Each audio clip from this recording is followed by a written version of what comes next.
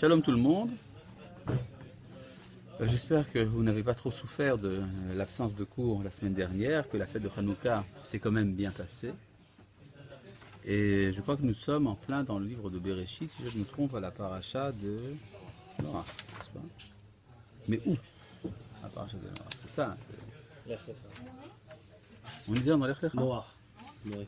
Non, on est encore dans Noach, non? Ou est-ce qu'on est déjà dans l'Ech Lecha? On est dans l'Ech Lecha? On avait étudié les différentes manières de... Ouais, on est donc déjà dans l'Ech Lecha? Très bien, oui, très bien, très bien, très bien. Au verset Aleph. Vayomer Hashem el Avraham, Lech Lecha. Dieu dit à Abraham, va-t'en. Il y a deux manières de s'exprimer. On peut dire Lech, on peut dire Lech Lecha. En français aussi, on peut dire va ou bien va-t'en. C'est pas exactement la même chose, parce que va, ça veut dire aller d'un endroit à l'autre, d'ici à là-bas, tandis que va-t'en, ça veut dire va seul, pour toi-même. C'est pour toi-même, dans le pshat, le mot Lech Lecha signifie va pour toi-même. C'est-à-dire, tu dois abandonner les autres. Qu'est-ce que faisait Abraham pendant ses 75 ans avant la révélation? Eh bien, il diffusait, on avait vu, je crois, ça la il prosélytisait pour le monothéisme. D'accord? Donc, il s'occupait de diffuser la connaissance du Dieu unique dans le monde. Et c'était très important pour lui parce que ça voulait dire qu'il allait transformer toute l'humanité en monothéiste. Il a donc sanctifié la vie des individus par la foi, et par le culte. Donc le refus de l'idolâtrie. Tout ça, c'est le travail d'Abraham. Et un beau jour, Dieu lui dit, laisse tomber tout ça, on va s'occuper d'autre chose. C'est-à-dire que tu vas abandonner ton activité religieuse, oui, on avait vu ça, pour t'occuper de nationalisme. D'accord? Et ce qui nous a préoccupé la dernière fois, je crois que nous n'avons pas encore étudié ça, qu'est-ce qu'a fait Abraham après avoir entendu cette chose-là? À part accuser le coup, parce que c'est effectivement un coup. Qu'est-ce qu'a fait Abraham? Oui. J'ai une question. Pourquoi en fait l'histoire doit passer par une intervention divine? Parce que la dernière fois, vous nous avez mis en parallèle l'histoire d'Abraham avec l'histoire moderne, c'est-à-dire terre inflationniste. Oui, effectivement. Donc pour une révélation. L'histoire s'arrête s'il n'y a pas de révélation. Oui, c'est-à-dire que non, disons que l'histoire ne s'arrête pas, mais elle prend une autre forme. Elle prend la forme justement d'un monothéisme cosmopolite. L'histoire du retour s'arrête. Oui, absolument, absolument. C'est-à-dire parce que disons que ce que demande l'intervention divine, c'est quelque chose qui dans la nature ne passe pas. La sainteté collective, la sainteté du politique, ça marche pas ça.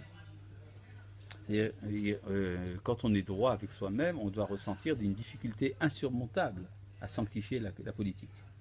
Pour deux raisons. Tout d'abord parce que la politique, c'est dégueulasse, n'est-ce pas? La politique, qui s'occupe de politique? Les politiciens. Alors, les politiciens, ils s'occupent de rivalité, des trucs comme ça. C'est une force naturelle, c'est pas une force morale, la politique. Comme disait De Gaulle, en politique, il n'y a pas de valeur, il y a des intérêts. Et puis, un deuxième élément, c'est que ça semble, a priori, raciste. C'est-à-dire, il va préférer une nation aux autres nations. L'idée de peuple élu, d'élection, c'est quelque chose qui est difficile à admettre pour quelqu'un qui a une âme aussi large que celle d'Abraham. Et donc, il va avoir une difficulté à admettre, pour une double difficulté à admettre ce projet, et il va devoir régler le problème. N'est-ce pas? Voilà. C'est pour ça qu'il y a une intervention, à mon sens. Verset Dalet. Donc, quelle a été la réaction d'Abraham? Est-ce que Abraham a fait ce que Dieu lui a ordonné de faire ou pas? Oui. Oui. Tu te bases sur le verset Dalet, n'est-ce pas? Bon, on va voir. Vayelech Abraham, Kacher Diber Elav Hashem, Abraham alla, comme Dieu lui l'avait intimé, comme il lui a dit de faire. Très bien. Donc Abraham a été fidèle à l'ordre. Vayelech Ito, on va voir que c'est pas si simple, d'accord? Mais enfin, commençons comme ça. Vayelech Ito, Lot, et Lot alla avec lui. Ça ne fait pas partie de l'ordre, mais c'est pas interdit. C'est-à-dire, comme Dieu ne s'est pas adressé à Lot, Lot, lui, il fait ce qu'il veut. N'est-ce pas? Lot, il fait ce qu'il veut, et donc, pour l'instant, tout va bien. Lot vient avec lui. Avram ben Chamesh Shanim Veshivim Shana Betzeto ben Haran. Or, Avram avait 75 ans lorsqu'il est sorti de Haran. Maintenant, nous allons voir un verset qui dit le contraire absolu de tout ce qu'on a dit jusqu'à présent. Vayikach Avram. Et Avram prit et Sarai Ishto, Sarai sa femme, ve'et Lot ben Achiv, ainsi que Lot son neveu. Ve'et kol rechusham asher achashu, et tous les biens qu'ils avaient acquis. Ve'et hanefesh asher asu becharan, les âmes qu'ils avaient fait à Haran. Donc, Avram prend l'initiative de partir avec d'autres. C'est contraire au verset précédent. C'était pas interdit, non? Si, puisqu'il lui a dit va-t'en tout seul, l'echa, ça veut dire seul. Et d'ailleurs, il n'y a pas écrit qu'Asher Diber El Hashem cette fois-ci. Dans le verset d'Alet, on nous dit c'est comme Dieu lui avait dit. Là, c'est pas comme Dieu lui a dit. D'accord? Donc, il y a ici une contradiction entre le verset d'Alet et le verset. À part ça, où est-ce qu'il veut se rendre? Selon le verset d'Alet, il veut se rendre là où Dieu lui indiquera. Et là, arrête Cher Areka. Il ne dit pas où on va. Mais pourquoi vous dites que c'est une contradiction? Ça fait une suite. À la suite de l'ordre, Oui. il a pris Sarah, qui était peut-être... Mais non, mais l'ordre était d'aller tout seul. Pas forcément. Si, c'est ça que veut dire le mot lecha. Mais beaucoup de...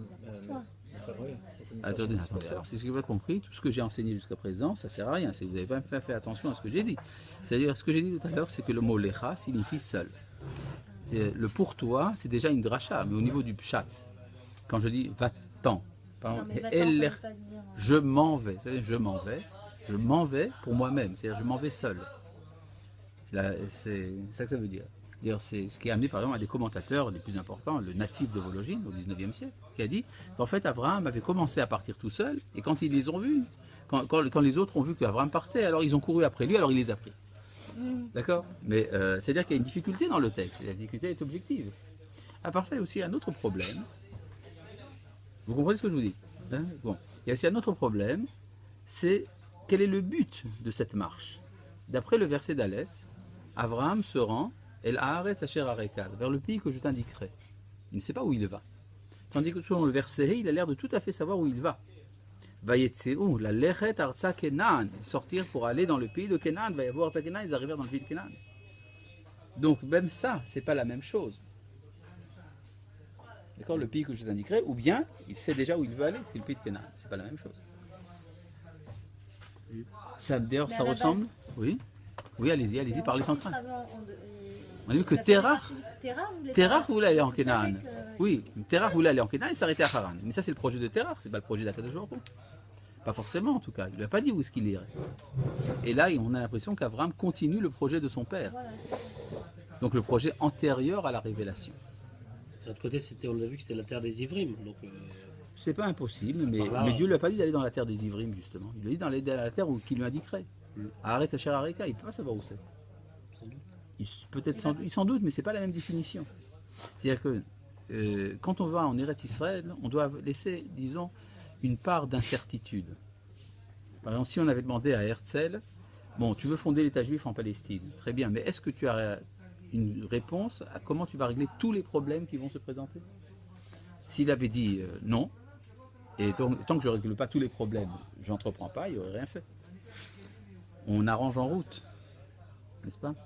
Je suis désolé que ça vous cache, mais c'est la technologie que vous voulez. Ouais, bon. Mais l'origine, Hachem, quand il a dit Lech Lecha, ça comprenait Sarah? Peut-être. En supposant que sa femme et lui-même font une même entité, peut-être. Mais c'est pas écrit. En fait, ce qu'il faut comprendre, à mon sens, c'est qu'Abraham est parti 2 fois. Il est parti une première fois pour s'acquitter de l'ordre d'Akadosh Baruch Hu, et une deuxième fois pour continuer son projet antérieur. C'est-à-dire qu'on veut dire qu'Abraham, en fait, essaye de faire cohabiter 2 projets. Il a le projet dans le verset d'Alet, qui est le projet de Dieu, qui concerne la collectivité, et il a son projet à lui, qui concerne les individus, l'ensemble des individus sur la terre, le cosmopolitisme religieux, et ça, il essaye de le prolonger dans le verset He. C'est-à-dire qu'il se dit, peut-être que ça ne va pas marcher, ne perdons pas nos cartouches.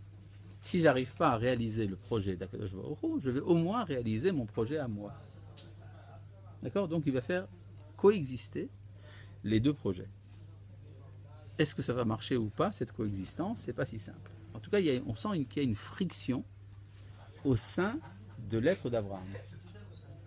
Il veut à la fois être fidèle à la volonté du Créateur, mais il veut d'un autre côté continuer ses projets à lui, qui sont, à son avis, plus simples. La diffusion de la connaissance de Dieu à travers les individus. Il ne sait pas c'est quoi le projet d'Hachem. Si, il lui a dit. va là-bas. Non, il lui a dit. Il lui a dit dans le verset bête. Vesra les goy gadol. Je ferai de toi une grande nation. C'est-à-dire une nation sur une terre, ça s'appelle un État. Et une entité politique. Donc il doit être passé de religieux au politique. Abraham a peur du politique. Le religieux, ça il connaît. Alors il dit d'accord, on va commencer le projet d'Akadosh Baruch Hu, mais je vais continuer également mon projet religieux. Voilà. Kdushat Aklal et Kdushat Aprat. N'est-ce pas? Il n'a peut-être pas confiance en lui-même, en tout cas il n'a peut-être pas assez de compréhension de ce que ça veut dire. C'est-à-dire, il a une hésitation d'ordre moral, il veut régler ce problème moral. Tant que ce n'est pas réglé, d'ailleurs vous pouvez vous asseoir ici, vous savez, c'est beaucoup plus proche. Mais non, vous ne me dérangez absolument pas, parce que si vous vous mettez là-bas, je vais devoir hurler, et c'est difficile pour moi. D'accord? En fait, faites ce que vous voulez, hein, moi, ce que j'en dis. Voilà.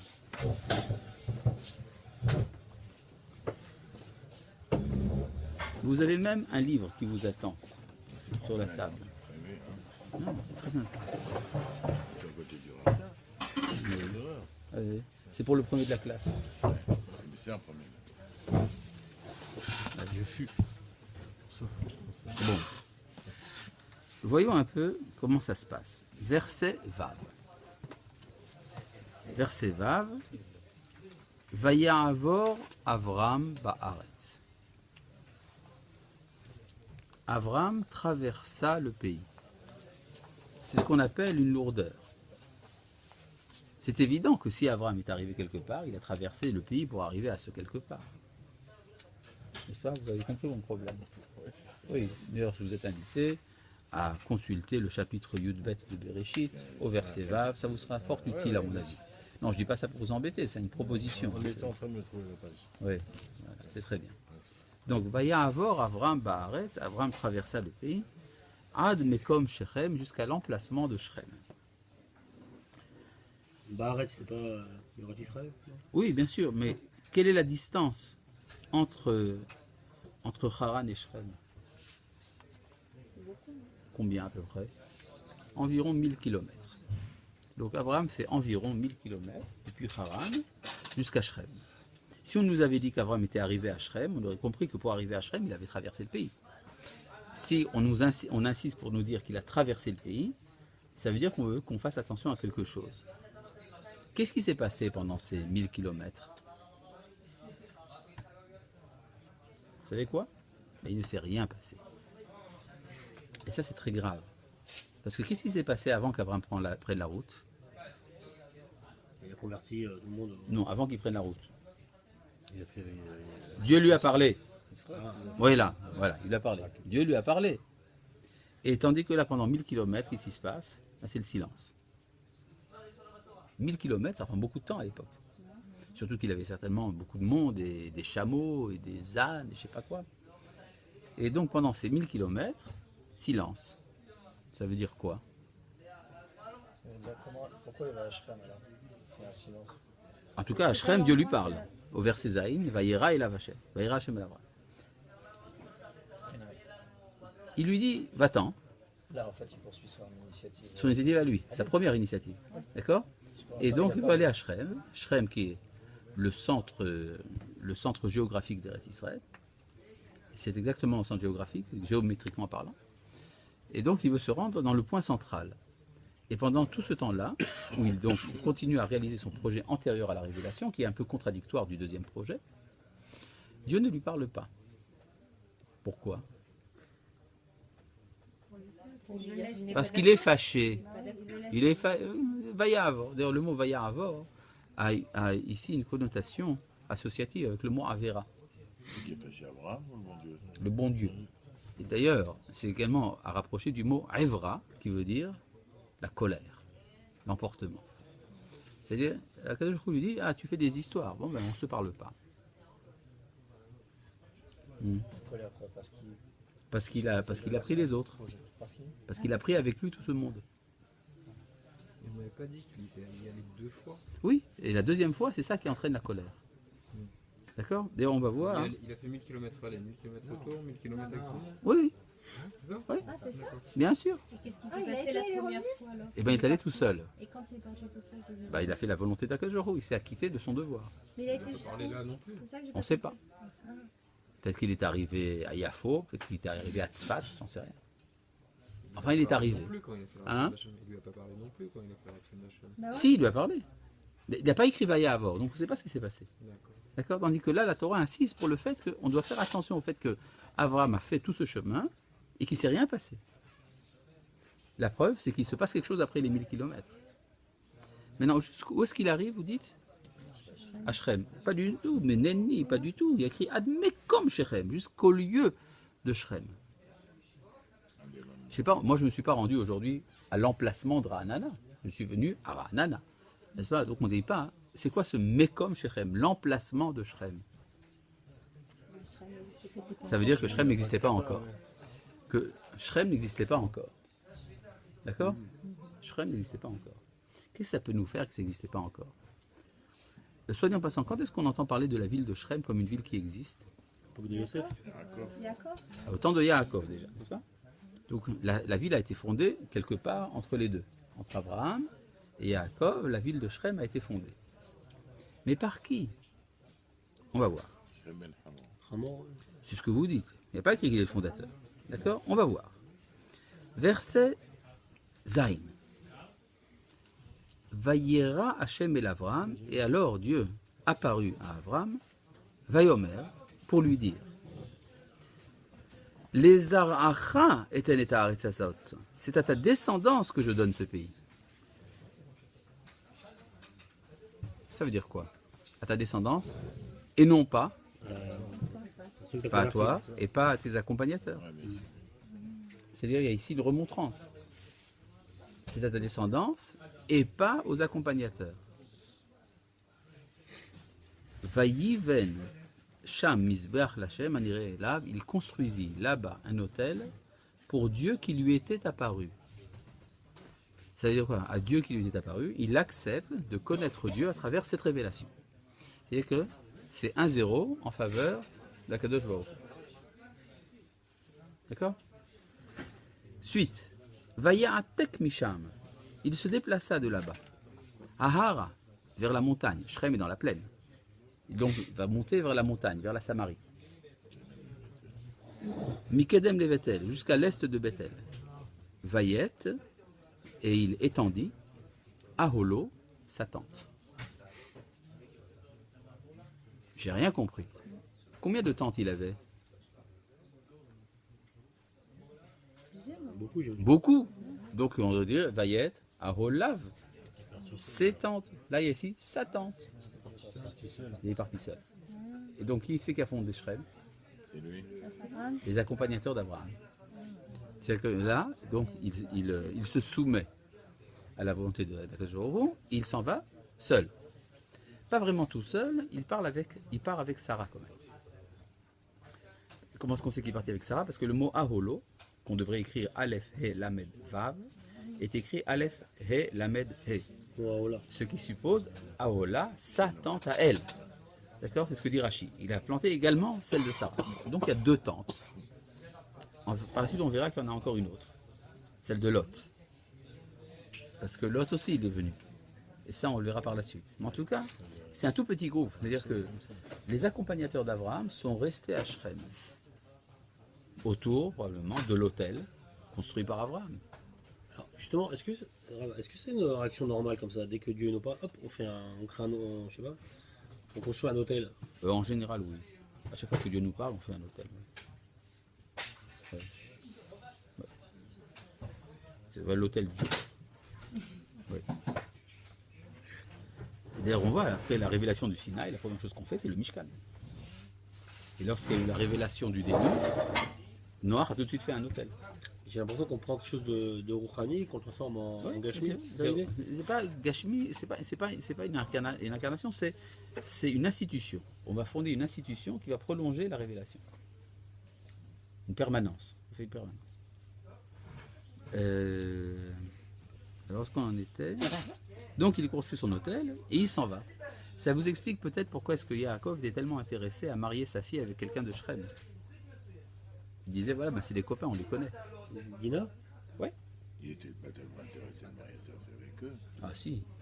Ah mais si. Intéressé. Ah oui, bien sûr, la preuve. On va vous faire un petit dessin pour vous le prouver.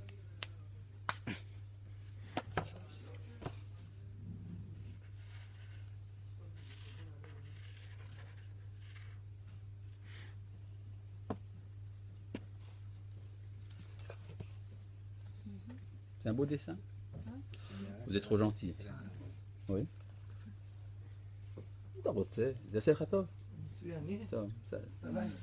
Bon, ceci est un dessin, bon, il vaut ce qu'il vaut. Vous avez ici, en fait, c'est une carte en vérité. Vous avez ici le Kinneret, le Jourdain, la mer Morte. Là, vous avez la ville de Shrem. Là, vous avez la ville de Hebron.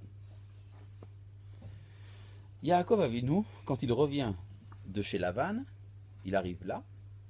Il arrive au Mahavar Yabok, au passage de Yabok. Il rencontre ici Esav, son frère, qui le quitte pour le Mont Séhir. Et il veut rentrer chez son papa. Chez son papa qui est à Hebron. Donc il devrait prendre la route suivante. Au lieu de le faire, il se rend à Shrem. Qu'est-ce qu'il va chercher là-bas? Il achète. Il va oui. Et donc il veut marier sa fille.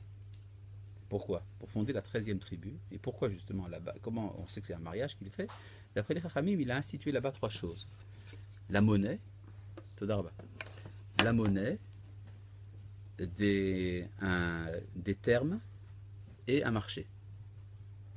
C'est-à-dire qu'il leur a expliqué comment est-ce qu'on se marie selon la Torah. La monnaie, c'est pour les kiddushin. Les termes, c'est pour le mikveh.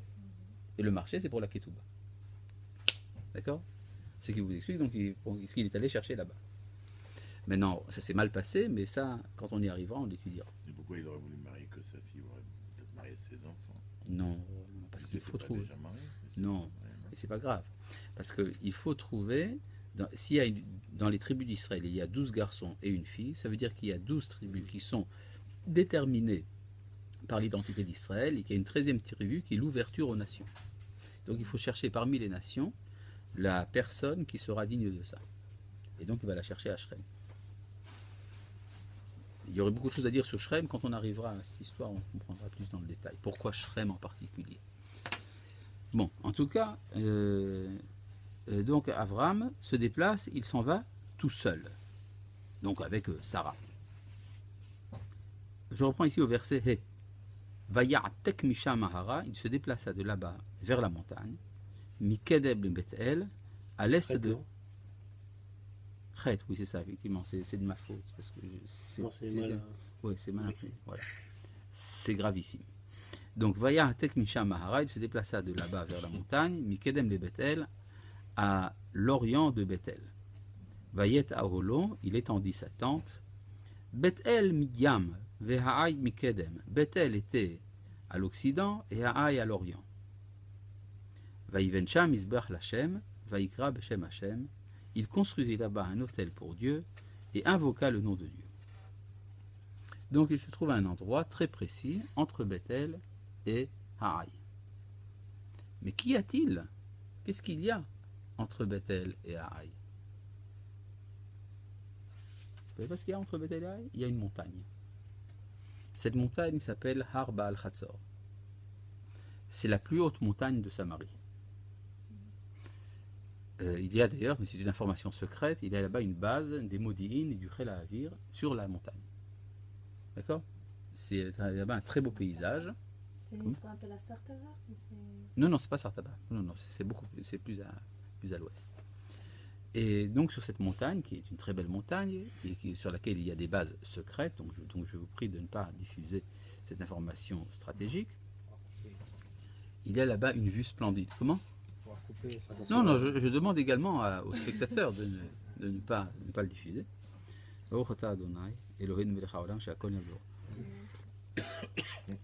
Donc, de cette montagne, il y a une vue splendide. Simplement, la vue splendide, en général, on ne la voit pas quand on est en Tioul, parce que c'est du jour de chaleur, donc il y a de la poussière dans l'air. Quand est-ce qu'on voit la vue splendide? C'est après la pluie. Mais c'est au moment où on ne fait pas des tiouli. Donc le guide est toujours obligé de dire, si on y avait aujourd'hui une bonne vue, alors on verrait ça et ça. D'accord? Mais qu'est-ce qu'on voit de là-bas? Je vais vous faire un petit dessin. Bon, enfin, bon.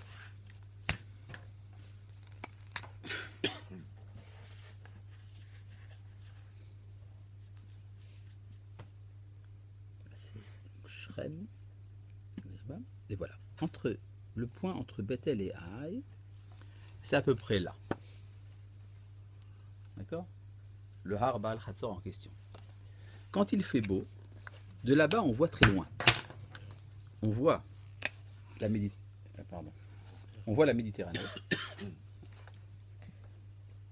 On voit le désert d'Arabie. On voit le Hermon et les hauts plateaux du Negev. On voit de là-bas pratiquement tout le pays promis à Abraham, de ce point-là. Maintenant, qu'est-ce que ça peut nous faire? On verra que par la suite, ça a une importance. Pour l'instant, ça ne veut rien dire pour nous, mais quand on arrivera dans un chapitre, un moment où Abraham revient à cet endroit-là, on verra à quel point c'est important. D'accord? J'essaierai jusqu'alors de ne pas effacer la carte. Sinon, on la refera. Et Abraham, il a décidé de monter sur la montagne de son initiative. Il savait que sur la montagne, il allait avoir cette vue. Peut-être. En tout cas, il est là-bas. Il a vraiment le sentiment que c'est là-bas quelque chose d'important qui se fait.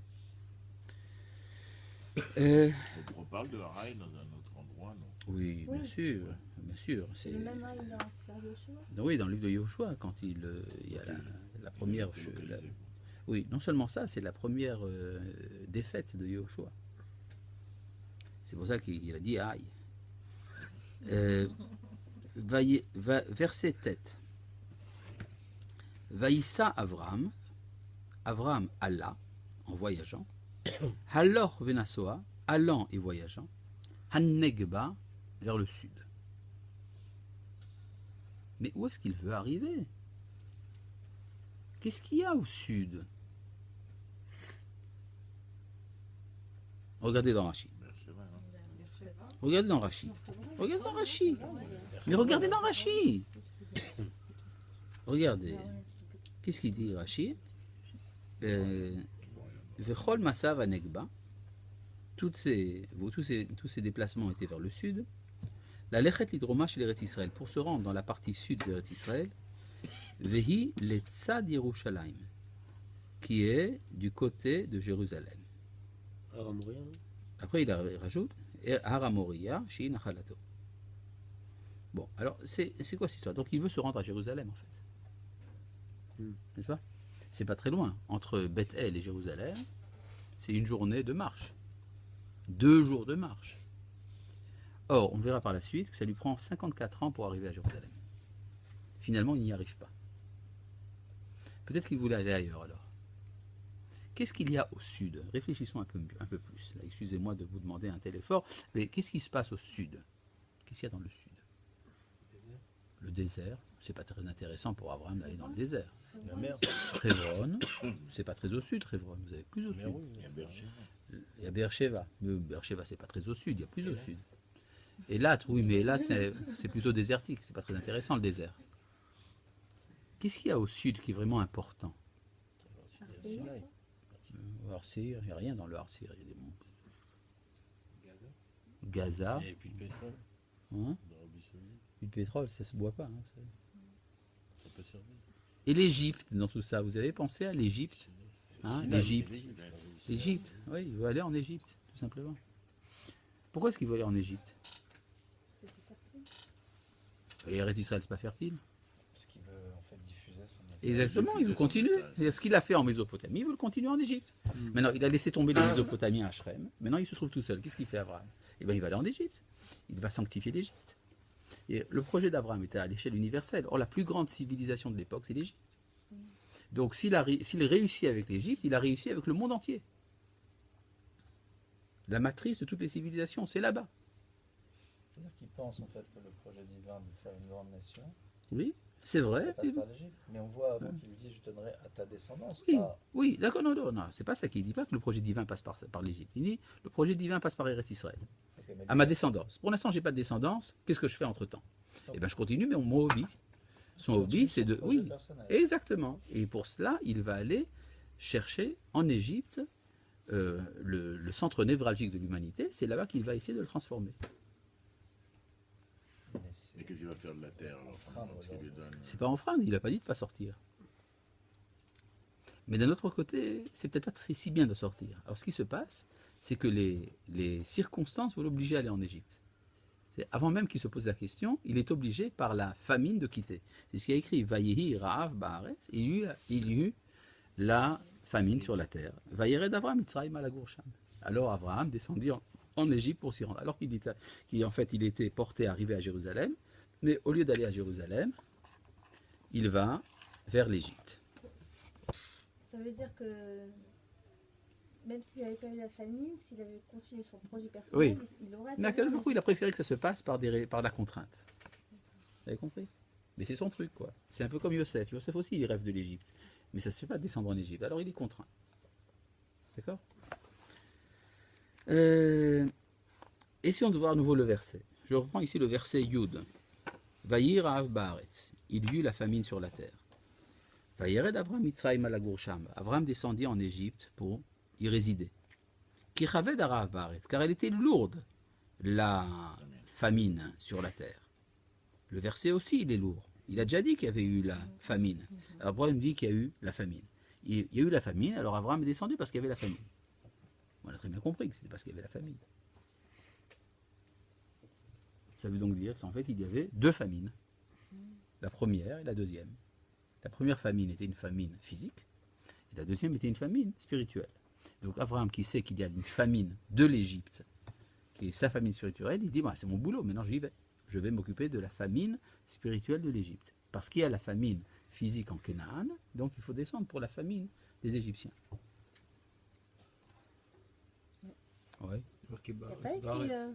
Mais il y a arrête, écrit deux arrête, fois Ouais. Baaretz. Ouais. Mais il y a écrit deux fois Baaretz. Donc pourquoi une fois ça serait en Canaan et la deuxième fois ça serait en Israël? Ah, parce que pour lui, l'Égypte, c'est Eretz. C'est-à-dire que la Gemara nous dit que, tant qu'on n'était pas sorti d'Égypte, toutes les terres du monde étaient dignes du Hallel. Et qu'une fois qu'on est parti, qu'on a quitté, qu'on est rentré en Eretz Israël, il n'y a plus que Eretz Israël qui est digne du Hallel. Mais c'est encore au stade antérieur. Remarquez une petite seconde, je vous demande de faire un effort d'aller dans la paracha de Miketz, dans le chapitre même Aleph. Non, pardon, dans le chapitre... Oui, ça, oui, même Aleph, au verset Nunvav. Chapitre même Aleph, verset Nunvav. 37. Nunvav. Nous. Nous, exactement. C'est une très bonne vanne. Ah, bah, y a- Ve'arav haya al kol pene haaretz, la famine était sur toute la face de la terre. Vaïftach Yosef et kol asher bahem, et Yosef ouvrit tout ce qu'il y avait en eux. En eux, c'est qui en quoi? En eux. En quoi? Dans les Égyptiens. Dans les... Les Égyptiens. Ah, il a ouvert les Égyptiens. Non, il a donné les silos, là. qu'il avait. Les silos, mais il n'y a pas écrit qu'il est dans les silos. C'est vous qui avez raison. Il a ouvert les Égyptiens. Parce qu'ils sont dans la famine spirituelle. Donc, et ce qui s'est passé, Vaïshbor les Mitzraïm, il fournit à l'Égypte, Vaïchezak Arav Berismaim. Et alors la famine fut encore plus grande. Je vois pas. Si on donne les réserves, donc il n'y a plus de famine. Il ouvre les réserves, et ils sont encore en famine. Une fois qu'il les a ouverts, il y a eu une grande famine. D'accord? Bon, alors je reviens ici au chapitre Yudbet, au verset Yud. Donc il va descendre en Égypte. Vayehi kasher ikriv lavo Mitzrayma. Ce fut lorsqu'il s'approcha d'entrer en Égypte. Vayomer el Sarah ishto. C'est alors qu'il dit à Sarai sa femme, Hinena yadarti. Voilà que maintenant je sais. Ki isha et fatmare at, que tu es belle à voir. Jusqu'avant, avant, il savait pas en fait. En fait, il ne savait pas jusqu'avant. C'est intéressant. C'est-à-dire qu'une femme est belle. Si elle est belle, elle est attirante. C'est donc dire que Sarah est universelle. Elle attire tout le monde à elle. D'accord? C'est-à-dire que le projet d'Abraham peut se réaliser à travers Sarah. C'est elle qui va attirer l'humanité tout entière. C'est-à-dire c'est elle la matrice de l'identité d'Israël. Et cette matrice donc va entraîner une rivalité de l'ensemble des nations. Et tous ont essayé de s'approprier Sarah. un peu à la manière dont les nations essayent d'approprier le titre d'Israël. Comme on voit par exemple dans le christianisme, etc., les substitutions d'identité, la volonté d'être Israël à la place d'Israël. C'est comme par exemple un grand vizir qui voudrait être... Mais pourquoi il s'en rend compte Fils de maintenant alors que parce que déjà- ça devient important. C'est quand il va rentrer dans la grande civilisation, c'est là qu'il commence à prendre conscience du rôle de Sarah. D'accord? Et donc il lui dit, attention, ça va impliquer une stratégie. Mais déjà avant, ce projet était un projet universel. Quand il a réuni toutes les âmes, c'était pour un projet universel. Oui, mais ça c'était le travail d'Abraham. Sarah aussi, on dit qu'elle est... Oui, aussi. Disons qu'il y a une dominante d'Abraham. Il est chez lui à la maison là-bas à Haran. Ouais. Il s'y connaît. Tandis que là, il est étranger.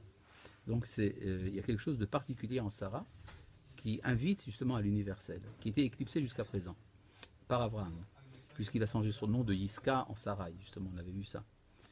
Il avait transformé Sarah en son bien personnel, Sarai, ma princesse.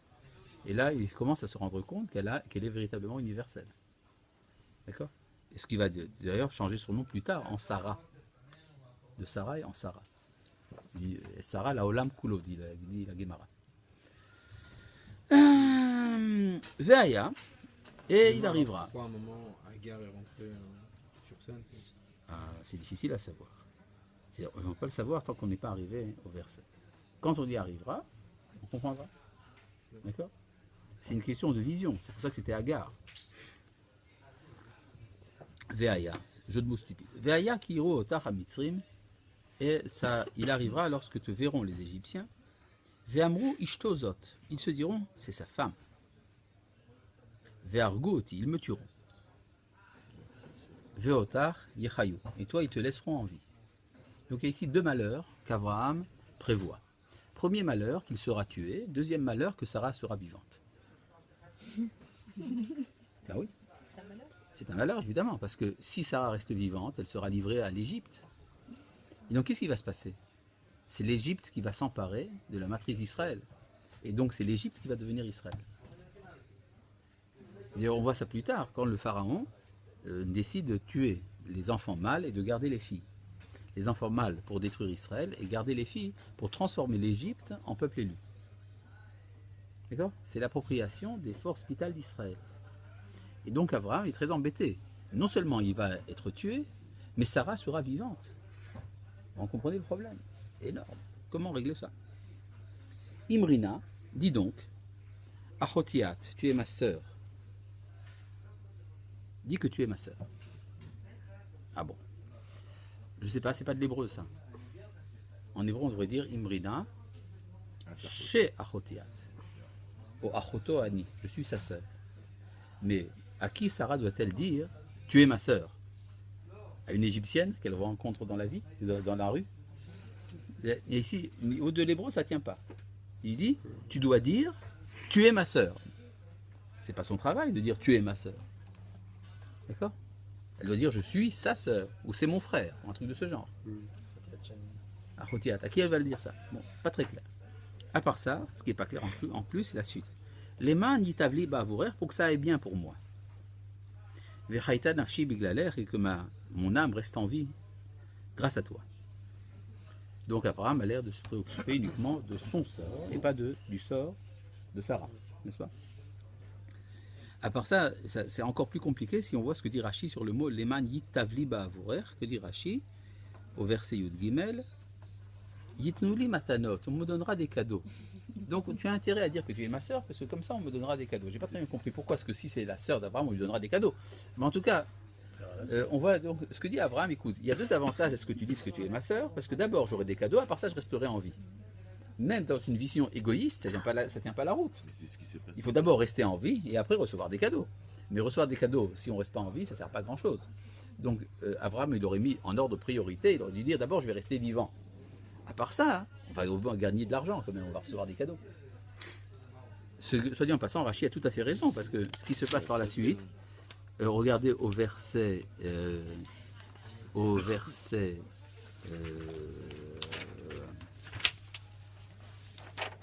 alors,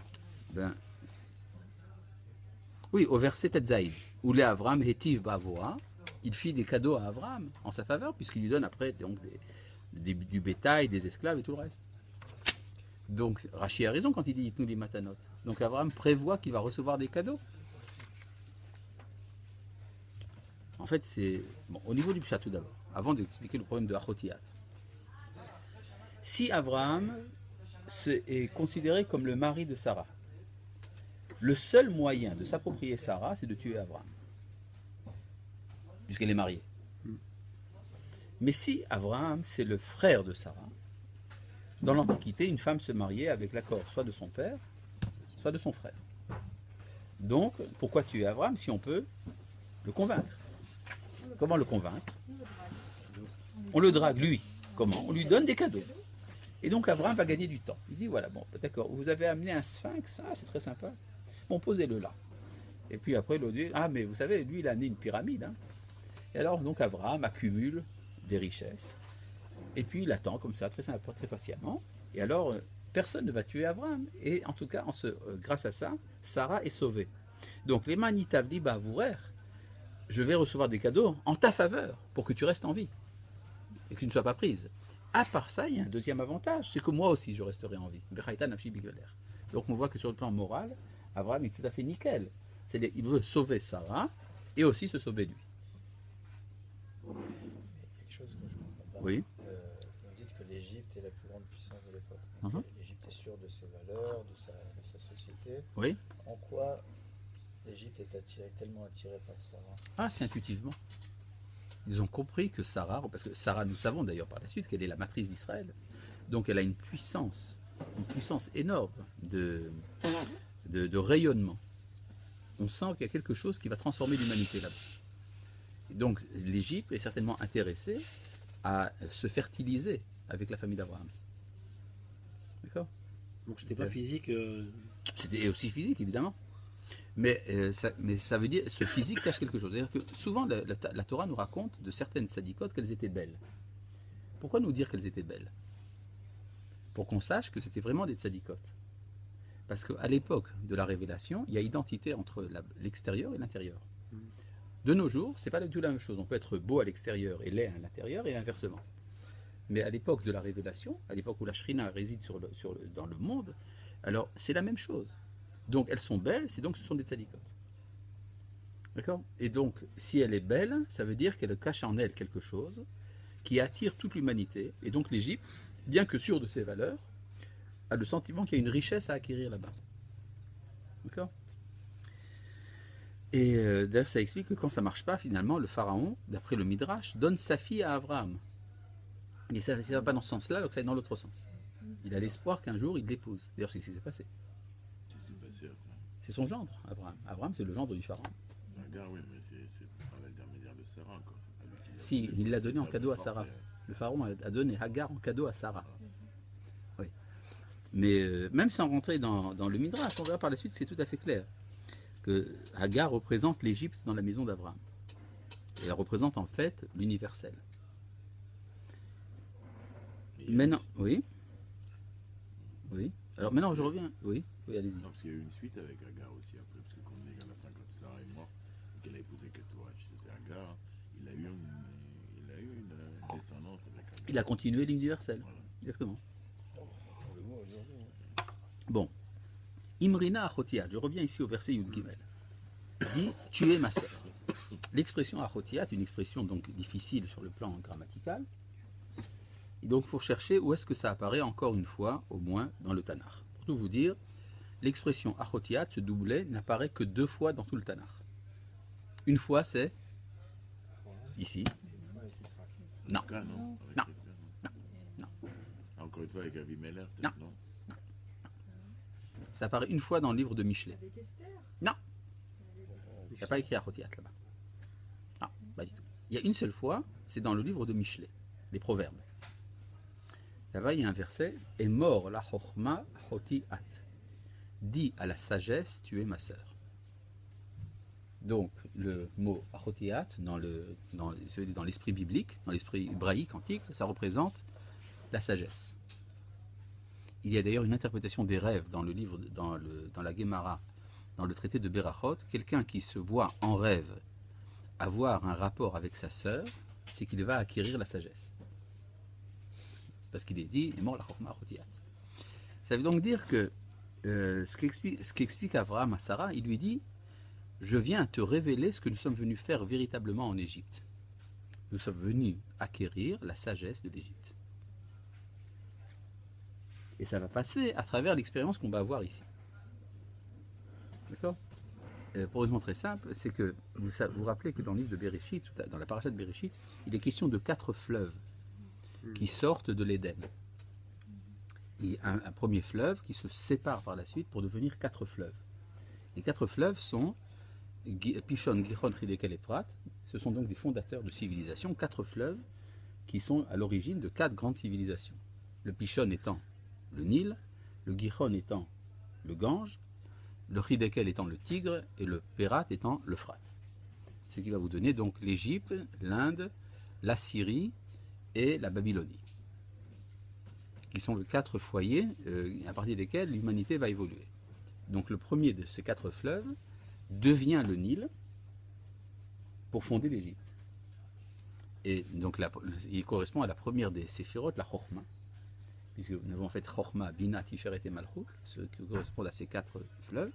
Et donc Abraham explique à Sarah, on est venu ramasser des étincelles. C'est quelque chose qui a éclaté dans l'unité originelle du fleuve de Gan Eden. Quelque chose a éclaté. Nous sommes venus chercher en Égypte cette partie-là. Mais comment il était sûr qu'il y avait la sagesse de l'Égypte? Comment? La sagesse de l'Égypte. La sagesse de l'Égypte, elle vient du Gan Eden. C'est pour ça qu'on dit Vaterev Chokhma Shlomo, la sagesse de Salomon fut plus grande ou a grandi à partir de Mikol Chokhmat Mitzrayim. C'est toute la sagesse de l'Égypte. C'est-à-dire que l'Égypte, c'est, si vous voulez, le foyer originel à partir duquel vont se fonder les sagesses. Et en quoi c'est de la sagesse que de dire que si ils se rendent compte que tu es ma femme, ils vont me tuer? En quoi Non, c'est pas de la sagesse, justement. Alors, On est intéressé par les cadeaux. Il est à ouvrir. Les cadeaux qu'ils vont me donner, c'est la sagesse de l'Égypte. Parce que les cadeaux sont toujours porteurs d'une civilisation. Vayihi kevo Avram Mitzrayma, et ce fut lorsqu'Abraham entra en Égypte. Vayihi kevo Avram Mitzrayma, ce fut lorsqu'Abraham entra en Égypte. Vayiru à Mitzrim et Taïcha. Les Égyptiens virent la femme. Qui a fahimeot. D'abord, ça veut dire qu'elle n'a pas, pour eux, elle n'a pas de nom. Elle est une femme, elle est un objet. C'est une manière de regarder. Ça explique donc une certaine chute morale de l'Égypte qui n'est pas capable de voir la personne, qui est capable de voir son identité sexuelle. Qui a failli mode, car elle était très belle. Qui sont les Égyptiens qui ont vu que Sarah était très belle? C'est les douaniers. C'est lorsqu'Abraham entre en Égypte, les douaniers, qui sont des gens un peu simples, ils regardent Sarah d'un œil un peu intéressé. Vaïrou ota saré paro. Et alors, les princes de Pharaon la virent. Qu'est-ce que se faisaient les princes là-bas? Ils ne sont pas à la douane quand même. Il y a une nouvelle qui est remontée. C'est ça, il faut en parler au patron. Écoute, appelle le patron. D'accord? Donc ils amènent le patron. Il faut absolument que vous veniez voir ça. Vaïalelu ota el paro. Ils l'ont déclaré digne de Pharaon. C'est ce que dit Rachid. Celle-là, ça c'est pour le roi. Il y a ici un petit problème. C'est que l'argument d'Abraham, que c'est sa sœur, et donc il faut demander son autorisation pour la marier, c'est vrai pour tout personnage en Égypte, sauf un. Sauf le Pharaon. Or, Abraham n'avait pas prévu de rencontrer le Pharaon. En tout cas, pas à ce moment-là. Mais par la force des choses, ça arrive directement au Pharaon. Vatuka Haïcha Bet Paro, et donc la femme fut prise à la maison du Pharaon. D'accord? Ou les Avram, mais il lui donne quand même les cadeaux, parce que ça ne se fait pas de ne pas donner des cadeaux. On donne des cadeaux à son beau-frère, non? Donc il va donner des cadeaux, mais sans lui demander l'autorisation. Et qu'est-ce qu'il lui donne? Vaïlo. Il eut Tson ou Vakar, des ovins et des bovins, Vachamoïm et des ânes. Tout ça, c'est des animaux, n'est-ce pas? Vadim Ushfachot, des esclaves et des servantes. Ça, c'est des hommes. Vatenot, des ânesses. Ugmalim et des chameaux. Donc, les hommes sont au milieu des ânes et des ânesses. Dans la liste, donc, vous avez donc des l'âne, c'est un âne mâle, et l'esclave, Aved, c'est l'esclave mâle. Shvachot, vous avez donc des servantes femelles et des ânesses femelles. C'est-à-dire, ce qui est important pour l'Égyptien, quand il regarde des richesses, est-ce que c'est mâle ou femelle? Est-ce que c'est un homme ou un animal? C'est tout à fait indifférent. D'accord? C'est assez contradictoire avec le fait que vous dites que c'est la plus grande sagesse. C'est ça, moi, c'est ça. Oui, c'est une sagesse immorale. Il y a la sagesse, il n'y a pas de moralité. Quoi, c'est, je comprends pas pourquoi Comment? c'est de la sagesse. Quoi? C'est une façon d'être, c'est pas de la sagesse, quoi. Ah non, il y a une C'est sagesse en une Égypte. culture, disons. C'est Oui. une, ouais, une culture. Oui, mais attention, la Une sagesse civilisation. égyptienne, c'est pas n'importe quoi. Ils avaient des conceptions métaphysiques extrêmement développées. C'était pas n'importe qui, les Égyptiens. Ils avaient une sorte de panenthéisme, en fait, qui était enseigné dans les mystères égyptiens. C'était quelque chose de très élevé. D'ailleurs, la preuve, c'est que la Torah passe un temps fou à convaincre le pharaon d'accepter la sortie d'Égypte. Ça veut dire que le pharaon est quand même un personnage important. Il est l'interlocuteur direct de Dieu. Non, si, c'est l'image de l'universel. On voit bien qu'il faut l'autorisation de l'universel pour sortir, pour Oui. rentrer en Israël. Oui, c'est vrai. C'est vrai aussi, bien sûr. Mais d'un autre côté, On ne c'est... peut pas dire que l'ONU, enfin, quand Quoi? vous faites le parallèle avec l'histoire moderne, que l'autorisation des nations en 47, ce soit le summum de la sagesse. Attention, pas n'importe quelle nation. Finalement, les nations qui ont donné l'autorisation de fonder l'État d'Israël, c'était justement la civilisation occidentale, qui était qui était dépositrice de la culture la plus élevée de l'histoire. Il faut quand même l'accord pas de simplement d'un tyran, il faut l'accord de la civilisation universelle. Le monde chrétien qui s'oppose à ce retour l'accepte. D'accord? Il y a des conséquences théologiques à ça. C'est-à-dire que lorsque l'Égypte accepte de faire sortir Israël, c'est-à-dire que l'Égypte accepte que c'est Israël qui va devenir le fer de lance de l'histoire. Oui, mais en tant qu'image de l'universel, pas en tant qu'image de la plus grande sagesse. Alors dans ce cas-là, pourquoi est-ce que la Torah nous parle tellement de la sagesse de l'Égypte? Jusqu'à présent, Si, puis Vaterek Chokhmat Shlomo Mikol Chokhmat Mitzrayim, la sagesse de Pharaon, la sagesse de Salomon fut plus grande que la sagesse de l'Égypte. D'accord? De même, par exemple, vous avez dans le livre de Yirmiyahu, Ve'avadeti et Chokhmat Mitzrayim bayomahu. Je détruirai la sagesse de l'Égypte en ce temps. C'est-à-dire qu'on considère que c'est pas n'importe quoi. L'Égypte est considérée également par Yirmiyahu comme étant un serpent. Or, le serpent, on l'avait vu, c'était la sagesse naturelle. Arum, quoi. Peut-être que le terme de sagesse ne correspond pas avec Rochma. Peut-être que c'est. Il faut traduire autrement. Voilà, je Alors, crois. comment vous traduiriez Je sais Chokhmah? pas. En général, on traduit Chokhmah par sagesse. Je sais, mais dans ce cas-là, ça me paraît un peu. Parce que pour vous, la sagesse, c'est toujours morale. Non, mais ça me paraît forme plutôt être une d'intelligence supérieure, attitude. alors peut-être. Ça me paraît plutôt être une attitude qu'une sagesse. Quoi. C'est une façon d'être qu'une sagesse. Quoi. Ouais. C'est en fait ce qu'on appelle intelligence. Par exemple, à quoi a servi, par exemple, l'or qui est sorti d'Égypte? Il a servi à faire le Mishkan. Pour faire le Mishkan, il fallait de la sagesse. Maléoto, Roi Elohim, Chokhmah, Betvuna Uvdat. La sagesse, ça peut être un mode d'organisation aussi d'une société sage, parce qu'elle est plus ou moins organisée, ce qui pour l'époque était. Vous pensez donc que l'Égypte était simplement une société bien organisée? Entre autres.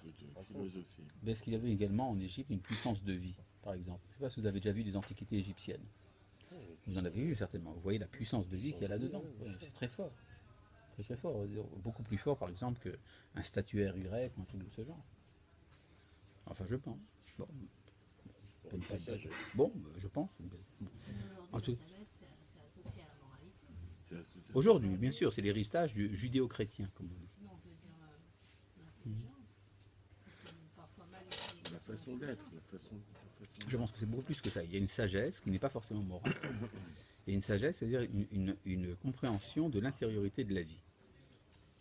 Par exemple, vous savez que chez les Grecs, l'intelligence servait à faire de la philosophie.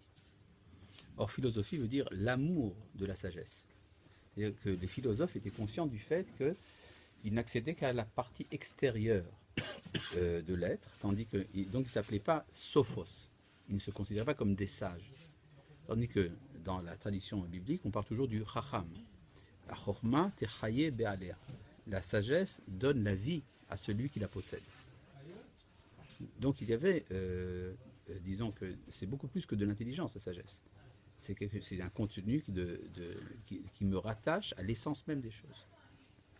C'est quelque chose qui existe plus dans les civilisations orientales que dans la civilisation occidentale.